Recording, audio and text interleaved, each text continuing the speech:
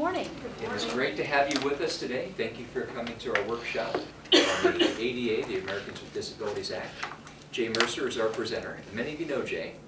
He is a great resource and assistant in many ways to the Archdiocese. And one of Jay's favorite things is this type of thing, which is preventive work. Often when we're calling Jay, it's to get advice about something that's happening. It's nice to work with Jay ahead of time just to be aware of what the parameters are and how do we implement the law in the best way possible. So he's going to help us today. Jay, thank you in advance for your time. Thank you, Ed. We're going to have some fun talking about the Americans with Disability Act today.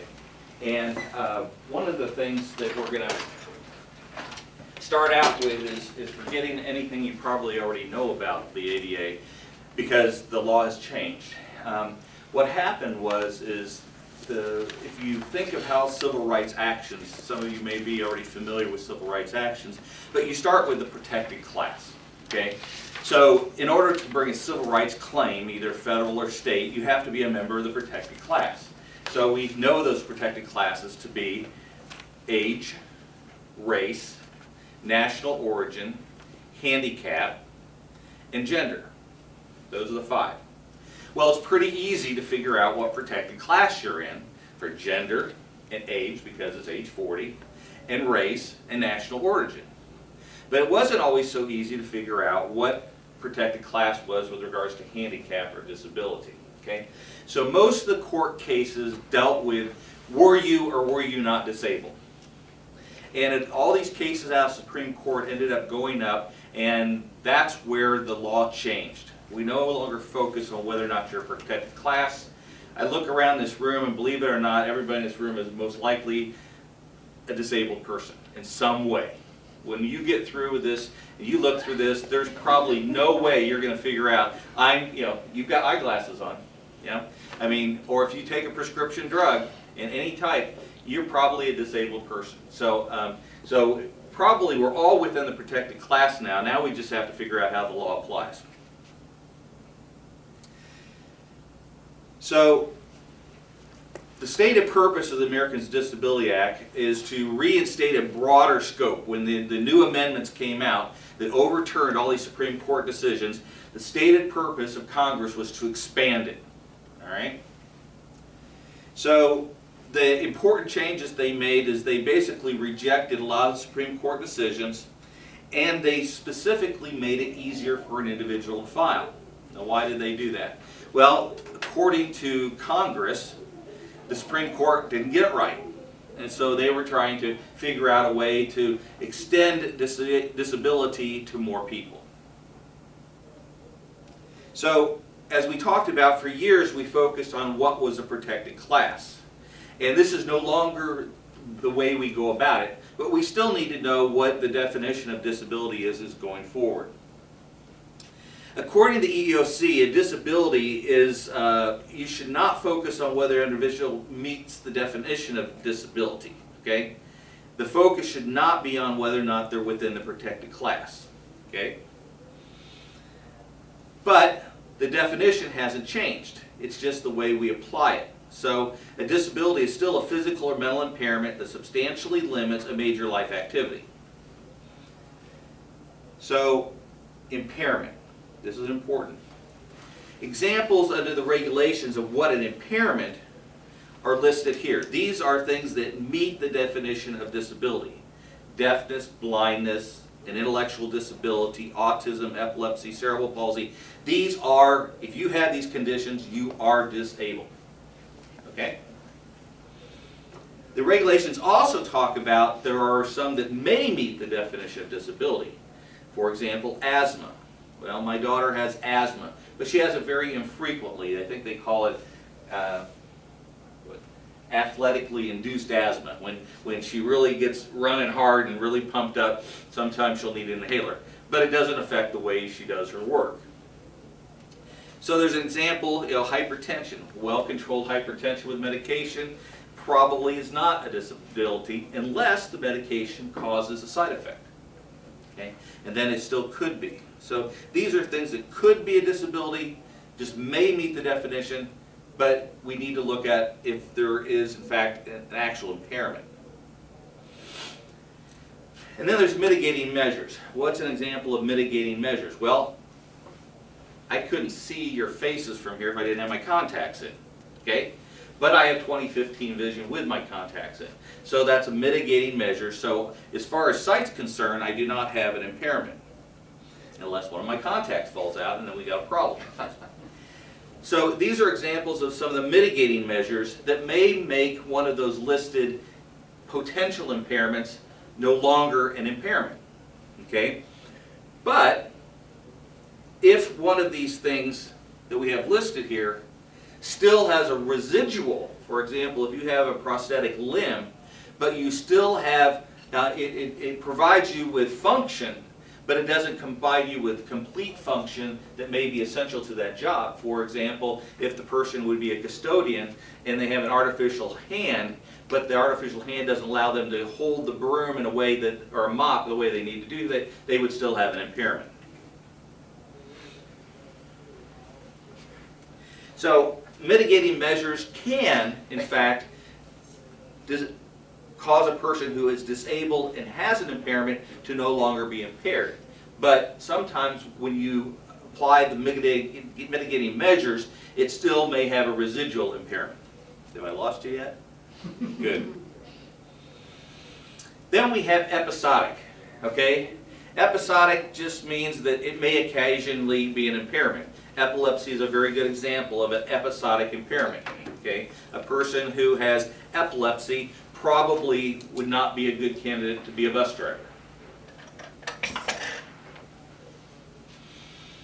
Not all physical and mental impairments are covered under the ADA though.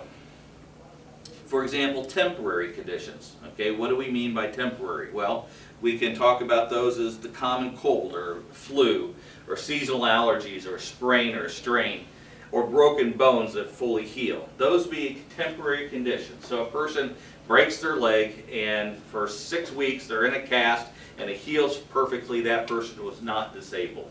They had a temporary impairment. So why is that important? Because no reasonable accommodation is required for a temporary condition. Again, corrected vision is an example where there's no longer an impairment. Things that are clearly not covered under the regulations are these listed things: transvestitism, pedophilia, voyeurism, kleptomania, pyromania. So there are certain things that are considered to be outside the scope of what I guess is norm that would require a reasonable accommodation. And I keep talking about reasonable accommodation. That's what we're going to primarily talk about here once we get all these definitions under control. Pregnancy without medical complications is not a disability. Current users of drugs and alcohol is not a disability. However, people who have completed a program and are clean are considered to be disabled individuals. A recovering alcoholic is considered to be a disabled person. Okay? It may not impair their job in any way, but they still would meet that qualification of being within the protected class.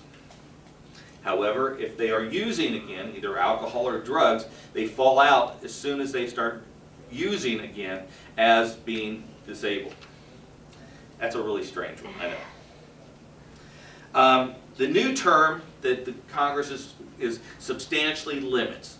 Okay, this is the new term that they talk about, substantially limits, and it eliminates the past decisions by the Supreme Court by using this new term. So, what do we mean by substantially limits? Well, it substantially limits a major life activity. And major life activities is a very broad standard, and there it is. We've got the traditional, which was in the original ADA Act, and it talked about major life activities, and that was walking, standing, sitting, bending, climbing stairs. Those are normal life activities, describing more function, all right?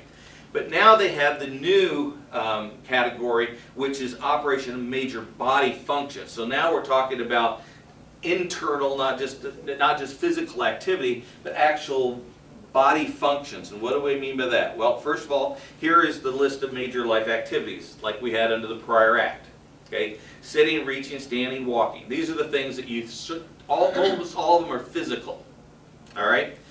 But now we've expanded it to beyond the physical activities to the operations of major bodily functions. So basically you've got the entire functions of the body listed, and if you have a disability involving one of those, you potentially are a disabled person with an impairment, okay? So you can see how we went from a physical standard to a much broader standard that covers not only the physical aspects of it and limitations, but also some of the other ones that may come from, for example, circulatory, okay? A person, when they stand up too quickly, they frequently will have fainting spells or something like that. Well, that's probably not a person that we want operating heavy equipment and machinery, okay? Because if there may be a need for them to stand quickly, or they have blood pressure issues. So these are why these are now included.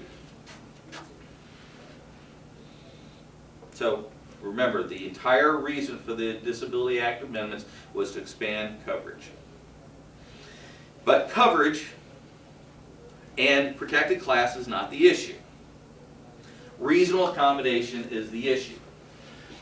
The reason I'm actually up here giving this lecture today is because we are under court order, or actually an order of the EEOC, to educate individuals with regards to reasonable accommodation. And why?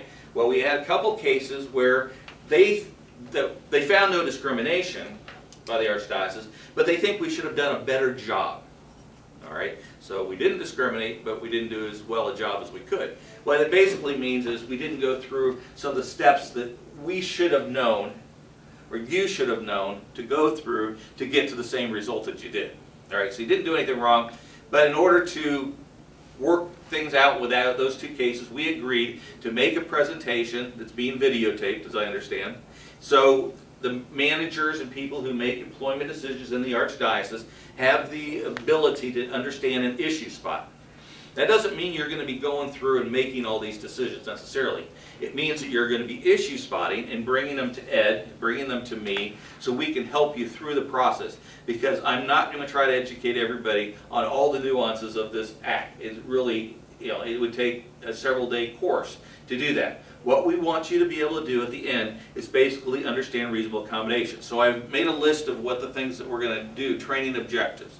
First of all, I want you to understand the definition of disability and physical and mental impairment. We just did that, okay?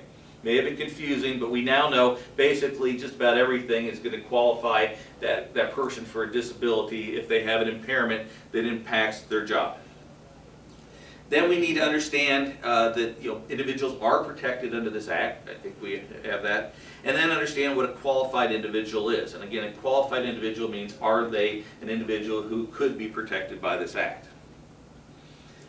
Then we need to understand what the definition of reasonable accommodation is, how to an individual request reasonable accommodation, and what's the definition of undue hardship. Now that's the focus of the rest of today's comments, is reasonable accommodation. When do we do an accommodation? What's the process of offering accommodation? And when is the accommodation that's requested unreasonable?